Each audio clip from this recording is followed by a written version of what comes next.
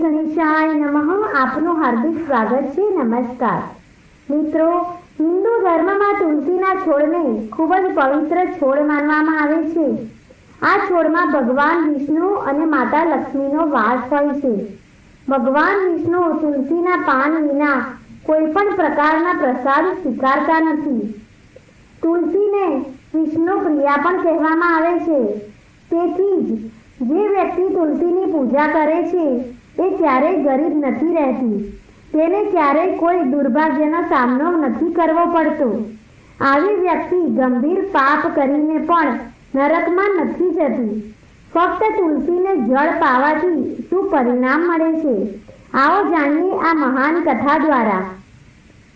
એકવાર દેવી સત્યભામાએ ભગવાન શ્રીને પૂછ્યું કે હે કૃષ્ણ, હે પ્રભુ, તમે આ ત્રણેય લોકના સ્વામી છો, છતાં પણ તમે આ તુલસીના છોડની પૂજા શા માટે કરો છો? તમે તેને રોજ જળ કેમ અર્પણ કરો છો? મારે આ છોડને જળ અર્પણ કરવાનું મહત્વ જાણવું છે. ભગવાન શ્રી કૃષ્ણ કહે છે કે હે દેવી સત્યભામા, તુલસી એ દેવી લક્ષ્મીનું સ્વરૂપ છે, જેની રોજ પૂજા કરવાથી લાખો પ્રકારના લાભ થાય છે. માત્ર તેને જળ ચડાવવાથી વ્યક્તિના કરોડો પાપોનો નાશ થાય છે. તુલસીને જળ ચડાવવાનું મહત્વ જણાવીએ તે પહેલાં હું તમને એક ખૂબ જ મહત્વ વાત કહેવા માંગુ છું. હું તમને એક પ્રાચીન વાર્તા સંભળાવવા માંગુ છું. આ વાર્તા દ્વારા તમને તમારા બધા પ્રશ્નોનો જવાબ મળશે. તેથી તમે આ વાર્તા ધ્યાનથી સાંભળો. શ્રી કૃષ્ણ કહે છે કે હે દેવી, જે કોઈ પણ આ કથા સાંભળે છે તે 100 વર્ષ સુધી તુલસીને જળ ચડાવવાનું પુણ્ય પ્રાપ્ત કરી શકે છે. દેવી સત્યભામા કહે છે કે હે પ્રભુ, તો હું ચોક્કસપણે આ વાર્તા સાંભળવા માંગુ છું.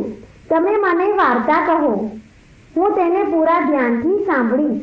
પછી ભગવાન શ્રી કૃષ્ણ કથા કહે છે કે હે દેવી સત્યભામા, તુલસીને પાણી આપવાનો મહિમા બતાવવામાં બાબતે એક પ્રાચીન ઇતિહાસ છે, જે ખૂબ જ સારો છે અને પુણ્યકારક પરિણામ આપે છે. પ્રાચીન સમયની વાત છે. અવંતીપુરમાં ધનેશ્વર નામનો એક બ્રાહ્મણ રહેતો હતો. તે જન્મથી બ્રાહ્મણ હતો, પરંતુ તે કર્મથી ભ્રષ્ટ હતો. તે કપટી, ધાબળા, ચામડું વગેરે વેચીને પૈસા કમાતો હતો અને ઘણું જૂઠું બોલતો હતો. તેનું મન હંમેશા ખરાબ કાર્યોમાં જ વ્યસ્ત રહેતું હતું. તે ચોરી, વૈશ્યાવૃત્તિ અને જુગારી અને વ્યસની હતો. તેમણે જીવનમાં ક્યારેય કોઈ પુણ્યનું કામ કર્યું જ ન હતું. તેણે શાસ્ત્રોનો સંપૂર્ણ અભ્યાસ પણ કર્યો ન હતો અને પૂજા પણ કરી ન હતી. તેનું મન હંમેશા બીજાની સંપત્તિ પર કેન્દ્રિત રહેતું હતું. તે દિવસે પૈસા કમાતો હતો તે રાત વૈશ્યાઓ સાથે વિતાવી દેતો હતો. આ રીતે અત્યંત પાપી ધનેશ્વર બ્રાહ્મણે પોતાનું જીવન માત્ર ને માત્ર પાપ કરવામાં જ વ્યતીત કર્યું હતું. તેને ક્યારેય ભગવાન વિષ્ણુનું નામ પણ લીધું ન હતું. તેમણે ક્યારેય ભગવાનની પૂજા પણ કરી ન હતી અને ક્યારેય દેવી દેવતાઓની પણ પૂજા કરી ન હતી. આવા પાપી કામમાં તેને ઘણા વર્ષો વીતતા ગયા. પછી ધનેશ્વર બ્રાહ્મણ ખરીદી અને વેચાણ કરવા મહિષ્મતીપુરી પહોંચ્યો. તે સ્થાનની નજીક નર્મદા નદી વહેતી હતી. તે નદીમાં સ્નાન કરવા માટે દૂર દૂરથી લોકો આવે છે. ત્યારબાદ તે બ્રાહ્મણ તે જ નદીના કિનારે આવેલા આશ્રમમાં રહે છે. આશ્રમમાં ઘણા વિદ્વાન બ્રાહ્મણો શાસ્ત્રો, પુરાણોમાં અને ભગવાન વિષ્ણુની સ્તુતિમાં મગ્ન રહેતા હતા. તે વિદ્વાન બ્રાહ્મણોની સાથે રહીને તેમને શ્રી હરિ વિષ્ણુનું નામ સાંભળવાની તક પણ મળી હતી. તે 1 મહિના સુધી તે સ્થાન પર રહ્યો. પછી ત્યાં આવેલા લોકોએ ગાયોની પૂજા કરી અને બ્રાહ્મણોને ભોજન પીરસ્યું. તેથી તે પાપી બ્રાહ્મણ પણ તેમની સાથે બેસીને ભોજન કર્યું અને ભગવાનનો પ્રસાદ લીધો. તે આશ્રમમાં એક તુલસીનો છોડ હતો. તે બ્રાહ્મણ જાણે અજાણે તે તુલસીના છોડને પાણી પાતો. તેના મનમાં કાંઈ વિચાર ન હતો કે તે શું કરી રહ્યો છે. તે રોજ સવારે ઉઠીને વાસણમાં પાણી લઈને તુલસીના છોડ પર રેડતો અને પછી એક દિવસ જ્યારે તે આશ્રમમાં સ્થાનમાં સૂતો હતો ત્યારે એક સાપ તે જગ્યાએ આવ્યો અને તે સાપે તેને ઊંઘમાં ડંખ માર્યો. તે પાપી બ્રાહ્મણ તેની ઊંઘમાં જ મૃત્યુ પામ્યો. સવારે જ્યારે અન્ય બ્રાહ્મણોએ તેને બેભાન અવસ્થામાં જોયો, તેઓએ તુલસીના પાન અને તુલસીનું પાણી તેના મોઢામાં નાખ્યું. જ્યારે બ્રાહ્મણોને ખબર પડી કે તે મૃત્યુ પામ્યો છે, ત્યારે તેઓએ તે પાપી બ્રાહ્મણના મૃત્યુ વિશે વાત કરવાનું શરૂ કર્યું. પછી યમના દૂતો તે સ્થાન પર આવે છે અને તેને યમલોકમાં લઈ જવા લાગ્યા. રસ્તામાં બ્રાહ્મણ વિલાપ કરવા લાગ્યો અને યમના દૂતોને કહેવા લાગ્યો કે હે યમદૂતો, તમે મને ક્યાં લઈ જાઓ છો? હું કયા કારણસર મૃત્યુ પામ્યો છું? ત્યારે યમદૂતો કહેવા લાગ્યા કે હે દુષ્ટ બ્રાહ્મણ, તે જન્મથી મૃત્યુ સુધી અનેક પાપ કર્યા છે. તારા પાપોને લીધે તને કાળો સાપ કરડ્યો અને તું મૃત્યુ પામ્યો. હવે અમે તને યમલોકમાં લઈ જઈએ છીએ. ત્યાં યમરાજ તારા બધા પાપોનો હિસાબ જોઈને તને ચોક્કસ સજા કરશે, તને પણ નરકમાં નાખશે. પછી તે બ્રાહ્મણ જોર જોરથી વિલાસ કરવા લાગ્યો અને યમના દૂતોની માફી માંગવા લાગ્યો. પણ યમના દૂતોને તેના પર સહેજ પણ દયા ન આવી. તેઓ તેને માર મારીને યમલોકમાં લઈ ગયા. જ્યારે યમદૂતો તે બ્રાહ્મણ સાથે યમરાજની સામે પહોંચ્યા, ત્યારે ચિત્રગુપ્ત ત્યાં બેઠા હતા.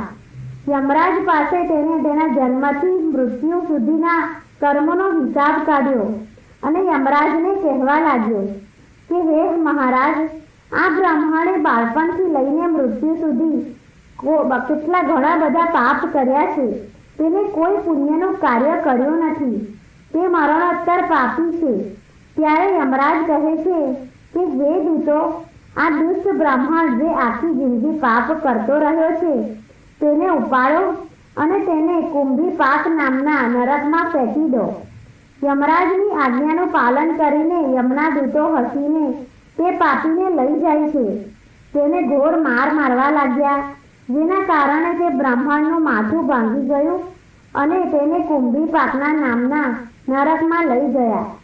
તે રૂમમાં ઉકળતા તેલના મોટા ઘડા હતા, જેની નીચે ભીષણ આગ સળગી રહી હતી. પછી બંને દૂતોએ તે બ્રાહ્મણને નરકમાં ફેંકી દીધો. તેને ઉકળતા તેલના વાસણમાં નાખ્યો, પરંતુ બ્રાહ્મણ ઉકળતા તેલમાં પડતા જ તે તેલ અચાનક ઠંડુ થઈ ગયું. આ વિચિત્ર ઘટના જોઈને યમના દૂત ખૂબ આશ્ચર્યચકિત થઈ ગયા, કેમ કે પહેલા ક્યારેય આવું બન્યું ન હતું. તેને તે તેલના વાસણમાં ઘણા પાપીઓને નાખ્યા હતા. તે બધા તે ઉકળતા તેલમાં સળવળાટ કરવા લાગતા હતા, પરંતુ તે બ્રાહ્મણ પડતા જ તે તેલ ઠંડુ પડી ગયું. અચાનક તે શાંત અને ઠંડુ થઈ ગયું. આ ઘટના જોઈને યમરાજનો દૂત ઝડપી ગતિએ દોડતો યમરાજ પાસે પહોંચ્યો. યમરાજે પૂછ્યું કે હે દૂત, શું વાત છે? તું આટલી ઝડપી ગતિએ કેમ દોડે છે? તો દૂત બોલ્યો કે હે યમરાજા, તમે જે બ્રાહ્મણને કુંભી પાક નામના નરકમાં રાખવામાં આવ્યો હતો, અમે તે બ્રાહ્મણને નરકમાં મૂકતા જ નરકની આગ હોલવાઈ ગઈ અને તે તેલ ઉકળતું હતું તે ઠંડુ પડી ગયું. યમરાજ બોલ્યા કે હે દૂત, આ બહુ વિચિત્ર ઘટના છે. આવું ક્યારેય પહેલા નથી બન્યું. યમરાજ વિચારી રહ્યા તે જ સમયે દેવર્ષિ નારદ તે સ્થાને પધારે છે. દેવર્ષિ નારદને જોઈને યમરાજ ખૂબ જ પ્રસન્ન થાય છે અને તેમનું સ્વાગત કરે છે. પછી યમરાજ કહે છે કે હે દેવર્ષિ, તમે ઠીક સમય પર આવ્યા છો. આજે મેં એક અત્યંત પાપી બ્રાહ્મણને કુંભી નરકમાં નાખી દીધો છે, પણ તે પડતા જ નરકની અગ્નિ ઠંડી પડી ગઈ છે અને તેને ઉકળવા માટે વપરાતું તેલ પણ ઠંડુ થઈ ગયું. પછી દેવર્ષિ નારદ યમરાજને કહે છે કે હે ધર્મરાજ, જે બ્રાહ્મણને તમે કુંભી નરકમાં નાખ્યો છે તે નરકમાં નાખવાને લાયક નથી, કારણ કે આ બ્રાહ્મણે જાણીએ અજાણીએ જે એવું કૃત્ય કર્યું છે જે નરકમાં જવા માટે પાપનો નાશ કરનારું છે. જે વ્યક્તિ સારા કાર્યો કરે છે તેમની સાથે રહે છે, તેના બધા કાર્યનો હિસ્સો ચોક્કસપણે મળે છે. અને આ બ્રાહ્મણ ભગવાન વિષ્ણુના ભક્તો સાથે 1 મહિના સુધી રહ્યો છે.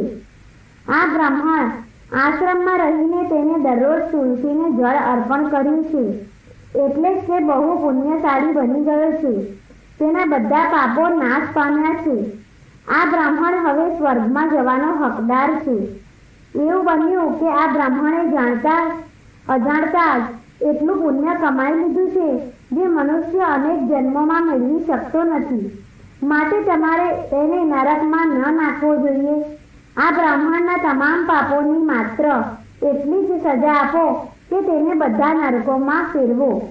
દેવર્ષિની વાત સાંભળીને યમરાજ ખૂબ જ ખુશ થઈ જાય છે અને તેને કુંભી પાક નરકમાંથી બહાર લાવે છે અને તેના દૂતોને કહે છે કે હે દૂત, આ બ્રાહ્મણ મહાત્માને લઈ જાઓ અને તેને આખા નરકના દર્શન કરાવો.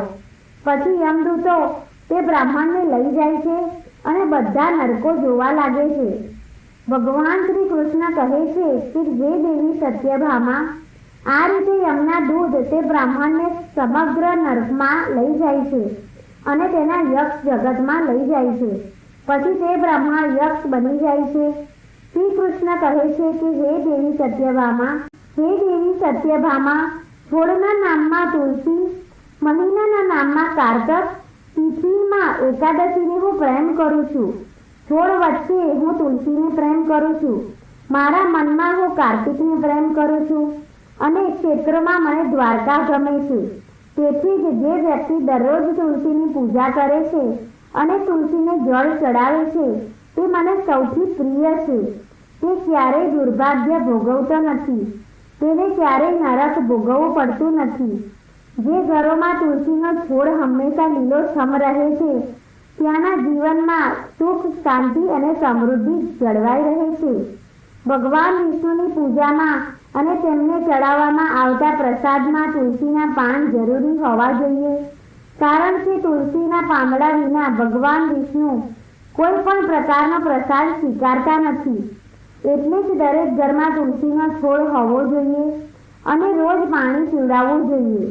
તો મિત્રો, તમને અમારી વાર્તા કેવી લાગી કમેન્ટ બોક્સમાં જરૂર જણાવજો અને સાથે કમેન્ટ બોક્સમાં જય શ્રી કૃષ્ણ જરૂર લખજો અને વિડીયોને લાઈક અને શેર કરજો અને ચેનલને તમે પહેલી વાર જોઈ રહ્યા હોય તો સબસ્ક્રાઈબ જરૂર કરજો.